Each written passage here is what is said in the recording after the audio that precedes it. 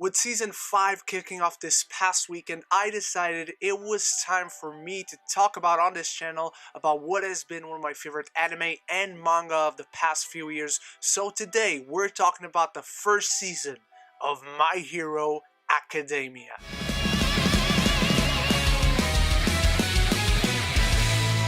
The show takes place in a world where the appearance of quirks or superpowers has been steadily increasing over the years, with 80% of humanity possessing various abilities, leaving the remainder of the world completely powerless, with our main character Izuku Midoriya as one such individual. But since he was a child, Izuku has wanted nothing more than to be a hero himself, but his unfair fate leads him to admire heroes and look upon them and take notes from far or even close up whenever he can. And that's basically how the story kicks off. And before we kick off with our review, I want to know your thoughts on My Hero Academia in general, not just season 1. Who's your favorite hero, your favorite villain? How did you get into the show? Let me know all of that in the comments below. Start the conversation. That's the most important part. And while you're down there, if you haven't done so yet but want to see more My Hero Academia reviews, make sure to click the subscribe button because it supports me, it supports the channel, and it will leave you aware of any time I upload more content, be it movies, trailer reaction, or anime reviews. Never mind that these lights weren't on for the opening of this review, but I have been one of the biggest fans and evangelists for this show and manga from the beginning because I love my superhero stuff, I love anime, and this show has a lot of Western sensibilities. My Hero Academia is one of those shows that I do recommend to a lot of people, even if they aren't too much into anime, because I feel like this is a very easy gateway anime into opening a brand new world for them. And this first season perfectly establishes what is most important in this show, and that is the world first and foremost. You completely understand how this world works, and the world building in it is fantastic. There's a school for heroes, there are villains, you have heroes who have professional jobs, an industry has been created around heroes, they have managers, they have classes, and they rise up in ranks depending on how many arrests they have on their record, subduing villains when they go on a rampage. And so it's really easy from the get-go to fall in love and understand this world and every level to it, but I like that the show never forgets as well the character element of it. When it comes to shows, I think it's much more important to have great characters even if you don't necessarily have a great story.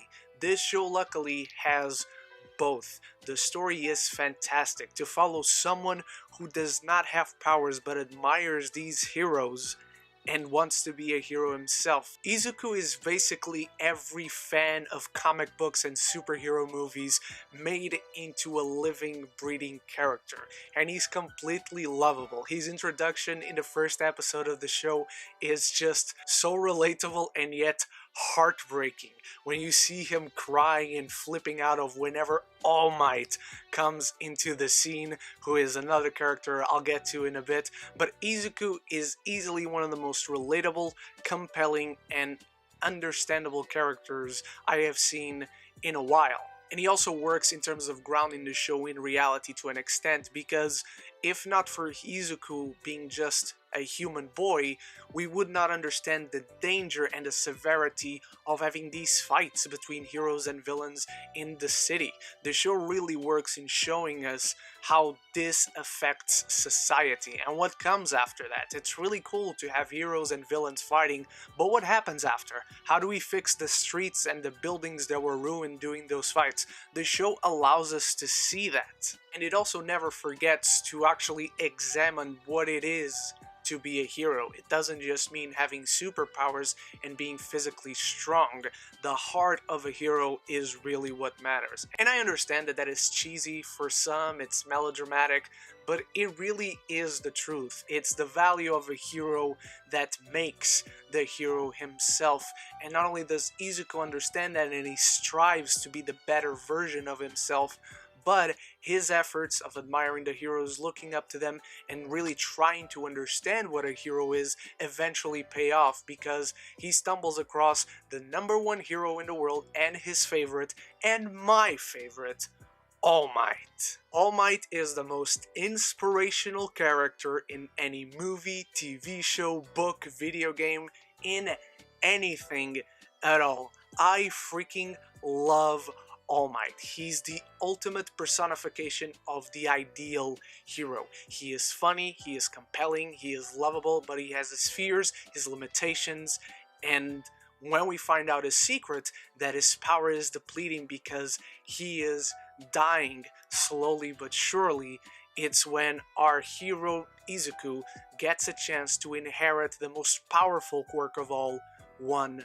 for All. And the mentor-mentee relationship that ensues with these two is probably the strongest element of this show. It's a loving relationship. There's a mentor-mentee respect that goes into it very clearly because Izuku just can't help himself but be in disbelief, just like I'm sure we can relate to in that regard, because even if it's not superheroes, we all look up to someone, and if we got a chance to work with that person or having that person passing the torch, I think it's an extremely compelling story beat for our characters. Not only on the perspective of Izuku, who has spent his life in this unfair situation, but also on the part of All Might, because he sees someone who has the true heart of a hero and is the most likely and most deserving candidate to earn this power that needs to be cherished and carefully taken care of. And I just really love the training that they endured together and how Izuku starts just this show as a normal boy and inherits the most powerful quirk of them all. And so there is a weight on his shoulders thematically that the story and himself carry throughout this season, and of course the eventual follow-up seasons that we will talk about. Another very strong element of this show, which is present in most all anime, is the rivalry that exists between our main character Izuku and his rival and former friend Bakugo. This is the Goku, Vegeta, or Naruto, Sasuke relationship of the show, and I really love it. I think it creates for some very funny moments, but it also shows us who truly the characters are, because Izuku doesn't want anything to do with this rivalry. He doesn't want this to even exist, but Bakugo wants to keep proving he is the best. He's a hothead, he's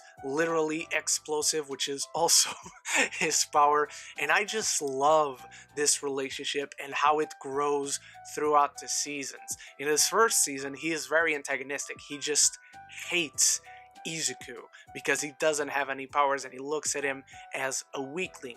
But as Izuku grows into being his hero self, the relationship and mutual respect between the two also grows. So in this show, we're allowed to really get to know the characters, but also push the story very much forward. Izuku gets into the UA Academy for Heroes and gets into Class 1A with Bakugo and all sorts of great characters that we get to know in the season at first and will eventually follow throughout the show. Shoto Todoroki, who is the son of the number 2 hero Endeavor, he is also one of my favorite characters. He would basically be the dark, moody character in this one, but he is extremely powerful and has an extremely dark past that we will get to in season 2. We get to know Tenya, Tokoyami, Momo, Uraraka, and so many others, and all these characters are so distinct. That is one of the long-running most appealing things about the show, is that it really individualizes the characters. Each of them have a very unique dream, very unique weakness, things they love, like, dislike, fear, and it really makes mostly everyone feel three-dimensional. Even if in this first season some people get pushed to the side to make way for others and develop other characters better and first, the eventual seasons really give a time for mostly everyone to shine. But of course, what would a world of heroes be without its villains? In this first season, we only get a bare tease about the League of Villains, but we get introduced to Shigaraki, who plans to take the Hero Society down. He doesn't feel like the world should look up to these heroes because they are flawed and fake idols, and this delivers one of the best moments still in the entire seasons when the League of Villains invades the UA Academy to attack the students during a drilling exercise, and All Might steps in and has one of the best anime fights you will ever see, because despite being extremely injured and depleting in power aggressively so, All Might pushes past his limit and delivers one of the most satisfying fights in anime history, showcasing to us not the full extent of his power, but just how far he can go even when injured, which not only is spectacular for the audience, but it offers our other characters, our future heroes, the students of UA, a look at just how far they can go and what they should try to achieve. The first season of My Hero Academia feels very much like just the kickoff of things to come, but it establishes its world, the rules of its world and its reality and its characters so well. It's very easy to get invested in this story from the get-go. Despite not getting to know everyone, and again just getting a tease of the characters that surrounds our main core, it's very easy to be interested because the show cares a lot about its characters and the world and its story. It cares about its themes and the relationship between characters. And as an audience member, you can really feel that care come across to us because they didn't just give us another superhero show. This show has a lot of Western sensibilities. It clearly derives a lot from what came before it. The creator was very much inspired by Marvel Comics, DC Comics, and just Western comics in general. And he brilliantly mixed that with the anime sensibilities of old, with things like Dragon Ball and Naruto and all sorts of that good stuff that we love. And so it's a brand new world, it feels like. As I've said, I've been a fan of it for years, and this first season was wholly satisfying to watch and revisit for this review. I'm giving the first season of My Hero Academia an A. Now, how did you feel about the first season of My Hero Academia? Let me know in the comments below. Is it your favorite? Do you prefer other seasons? What is your most satisfying moment in the series? Let me know in the comments below. Join the conversation. And again, thank you so much for watching. You are the best. And while you're down there joining the conversation, if you haven't done so yet, but you've watched this far, click the subscribe button, support the channel. Be aware of anytime I upload more videos. I'll be reviewing every single season of My Hero Academia, and I'll also be reviewing individual episodes of a new version of Shaman King, which comes out tomorrow, so stay tuned for that. I'll be back very soon, many other reviews, whether it's anime, movie, or series reviews, or trailer reactions, and I hope to see you in those. So until then, love each other, and love the movies.